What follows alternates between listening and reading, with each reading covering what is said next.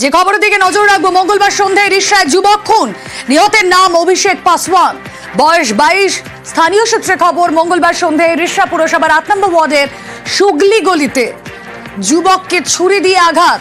কেন আঘাত, কেন এই ঘটনা জানবো আমাদের প্রতিনিধি রানা রয়েছেন সঙ্গে। রানা, দেখো, এই যে অভিষেক পাসওয়ান 22 বছরের যুবক, সে কিন্তু কলেজ পড়ুয়া, পাশাপাশি একটি রেশন দোকানও কিন্তু সে কাজ করতো, যেটা মানে জানা যাচ্ছে ঠিক সন্ধ্যা নাগাদ এই রিষড়া 8 নম্বর ওয়ার্ডের যে সুগলি গলিতে, সেখানে সে রক্তাক্ত অবস্থা পড়েছিল।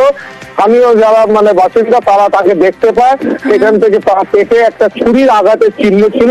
সেখান থেকে তারা ছুরিটাকে তারা বার করে কাপড় দিয়ে বেঁধে শ্রীরামপুর ওয়ার্ড হাসপাতালে পাঠানো হলে সেখানে চিকিৎসকরা তাকে মৃত বলে ঘোষণা করে। কে খুন করেছে বা কেন খুন করেছে, কি উদ্দেশ্য ছিল, সেটা নিয়ে কিন্তু স্পষ্ট না। তবে পুলিশ পরিবারের কি বক্তব্য? কারোর সঙ্গে কোনো শত্রুতা ছিল অভিষেকের?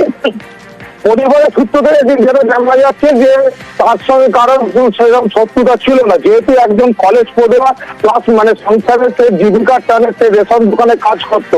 কেন তাকে খুন করা হবে এরকম একটা 22 বছরের তরতাজা কলেজ পড়ুয়া যুবককে, সেই নিয়ে পুলিশ তদন্ত শুরু করছে।